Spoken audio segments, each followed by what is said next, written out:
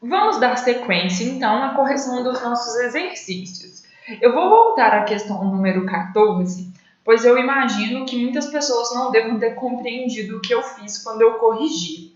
E agora que nós já falamos, da rotação do eixo cartesiano e do exemplo do plano inclinado, fica mais claro a solução desse exercício, ok?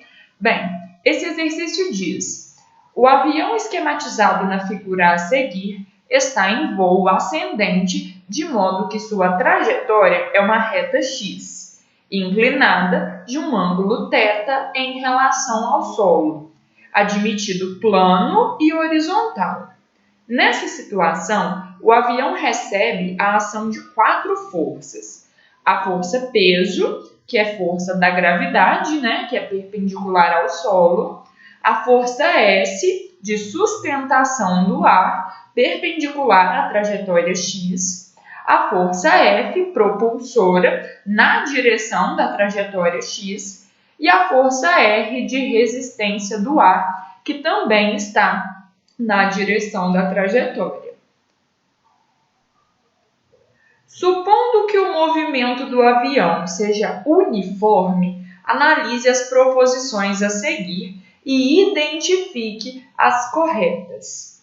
O primeiro item diz: o avião está em equilíbrio dinâmico. Bem, quando o problema diz para a gente aqui que o avião se movimenta com um movimento uniforme, nós sabemos que o movimento desenvolvido por ele é de velocidade constante. Portanto, se é de velocidade constante, nós temos aqui um movimento sem aceleração. Vejam ainda que a trajetória desenvolvida por ele é uma reta. Portanto, nós temos aí um movimento retilíneo e uniforme. Logo, se o movimento é retilíneo e uniforme, o avião está em equilíbrio dinâmico, certo? E a força resultante que atua sobre ele é nula. Portanto, o item A está correto. O avião está, sim, em equilíbrio dinâmico. Depois, no item 2, o problema diz que a soma vetorial entre as forças P, S, F e R é igual a um vetor nulo. Vejam bem, como o avião está em equilíbrio dinâmico, a força resultante que atua sobre ele deve ser igual a zero. Ou seja, o vetor soma dos vetores força deve ser igual a zero, deve resultar em um vetor nulo. Isso é verdade? Sim, isso é verdade. Se nós temos uma condição de movimento retilíneo, nós temos equilíbrio, a força resultante é igual a zero, portanto, a soma vetorial de todas as forças deve resultar em um vetor nulo, de módulo zero, ok? Depois, no item 2, o problema fala: o módulo da força F é igual ao módulo da força R de resistência mais o módulo da força peso vezes o seno do ângulo θ. Bem, para a gente afirmar que esta relação entre os módulos é verdadeira, nós devemos fazer uma análise das forças que atuam sobre esse avião e das componentes resultantes em cada direção. Para isso, nós vamos representar um diagrama de forças para o avião.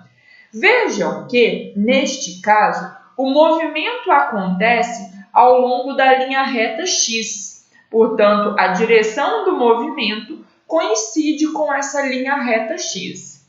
Notem que não é interessante nessa situação, então, tomar um diagrama de forças que tenha o plano cartesiano, convencional, como referência. Nesse caso, é interessante considerarmos a direção do movimento, que é a reta x, e a direção perpendicular ao movimento, que nós podemos chamar de reta y, certo?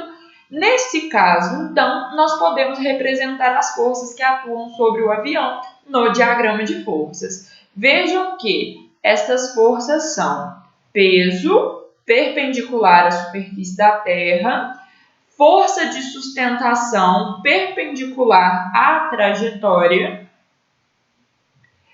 força F no sentido do movimento e na direção do movimento, e força de resistência no sentido contrário. Deixa eu apagar aqui. E força de resistência, no sentido contrário ao do movimento. Então, eu tenho aqui a força de resistência R, certo? Vejam que, nessa situação, a trajetória forma um ângulo θ com a horizontal. Esse é um caso idêntico, ao caso do plano inclinado. No caso do plano inclinado não existe, mas a trajetória do avião é ao longo da direção de um plano inclinado. A gente poderia fazer uma equivalência aí entre um plano inclinado de um ângulo θ em relação ao solo com a trajetória do avião. Nesse sentido, nós sabemos que a força-peso forma um ângulo θ com uma direção perpendicular à trajetória, certo? Vejam então que neste caso é possível decompor a força-peso em um componente perpendicular à trajetória, que nós chamaremos de PY, e um componente paralelo à trajetória, que nós chamaremos de PX.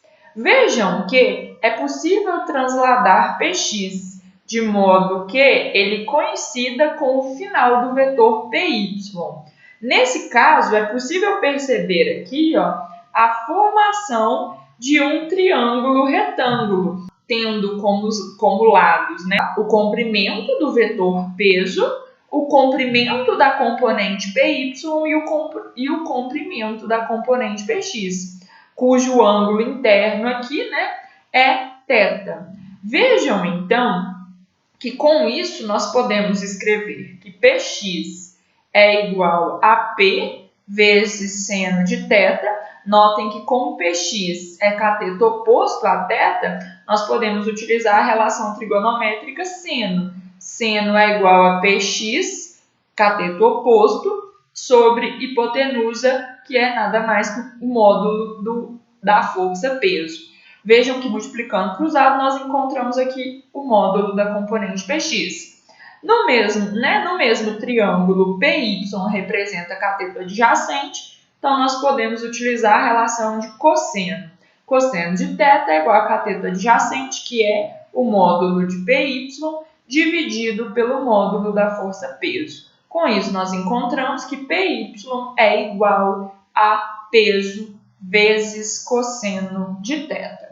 Notem que, como este avião se move em um movimento retilíneo uniforme e ele está em uma situação de equilíbrio dinâmico, as forças resultantes ao longo da direção do movimento e também na direção perpendicular ao movimento deve ser nula. Portanto, fazendo uma análise aqui em Y, que é a direção perpendicular à trajetória, nós temos o quê? Nós temos que a força resultante é igual a zero, portanto, a expressão para a força resultante é o módulo da força de sustentação menos o módulo da componente Y. Isso é igual a zero, o que mostra para a gente que a força de sustentação tem módulo igual ao módulo, a intensidade da componente PY. PY que é dado por P vezes cosseno de θ. Certo? Em X, nós podemos fazer também uma análise idêntica. Vejam, em X, que é a direção do movimento, nós temos atuando três forças. A força F, propulsora, a força de resistência e a componente PX. Então, nesse caso, nós temos novamente que a resultante é nula, e ela tem expressão igual a F menos R menos PX. Isso tudo é igual a zero. Notem, então, que o módulo da força F é igual ao módulo da força R mais o módulo do componente Px. Vejam que Px é dado por PV seno de θ. Então, está aqui, PV seno de θ.